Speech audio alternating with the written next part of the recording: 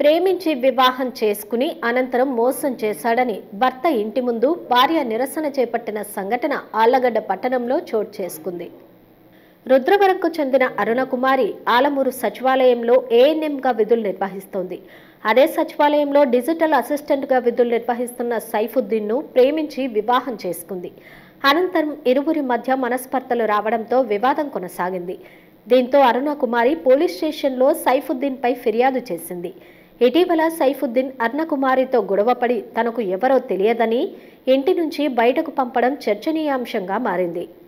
దీంతో బాధితురాలు అరుణకుమారి దళిత సంఘం నాయకులతో కలిసి ఆళ్లగడ్డలో నివాసముంటున్న సైఫుద్దీన్ ఇంటి వద్ద నిరసన చేపట్టింది.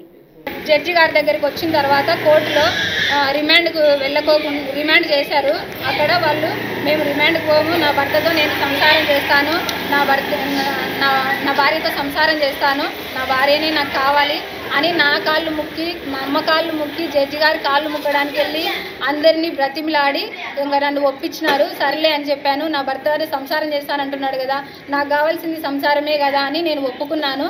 అప్పుడు ఇలా ఒప్పుదల ఖరారని చెప్పి ఇది రాసిచ్చినారు. జడ్జి గారి సమక్షంలో కోర్టులోనే రాసిచ్చినారు. 2 రోజులలో సంసారానికి తీసుకుపోతామని చెప్పినారు. 2 రోజులు అయిన తర్వాత ఇంకా వాళ్ళు రాలేదు. నా భర్త నాకు కావాలి, నా సంసారం నాకు కావాలి, నన్ను నమ్మించి పెళ్లి చేసుకున్నాడు. ఇప్పుడు నన్ను మాలదానికి దళితురాలివే అంటున్నారు. నాతో నా భర్త సంసారం చేయాలి.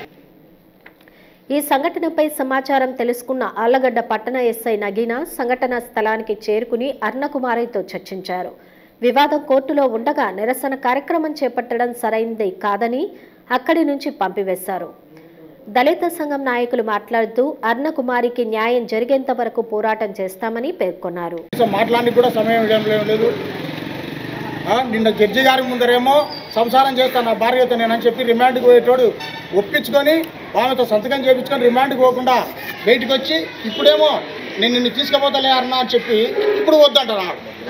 డబ్బులు కూడా తీసుకున్నాడు 8 లక్షలు. ఇది ఎట్లా? అప్పుడు ఎస్సీ అమ్మాయి కనపడలేదా డబ్బులు తీసుకున్నప్పుడు? కాబట్టి ఎక్కడెక్కడైతే మా దళిత నాయకులు ఉన్నారో దళిత ఆడపిల్లలకి ఈ విధంగా జరుగుతుంది. దళిత నాయకులారా మేలుకోండి. ఈ పొద్దు నుంచన్నా మీరు గమనించాలి. అందరూ ప్రతి ఒక్కరు ఇది గమనించి దయచేసి ప్రతి ఒక్కరు ఈ అమ్మాయికి సహకారంగా నిలబడాలని మాలల సంక్షేమ సంఘ అభివృద్ధి నుండి రాష్ట్ర నాయకునిగా నేను మాట్లాడుతున్నాను. మీరు ఈ అమ్మాయికి న్యాయం జరిగేంత వరకు మేము పోరాడతామని బలంగా చెప్తున్నాను.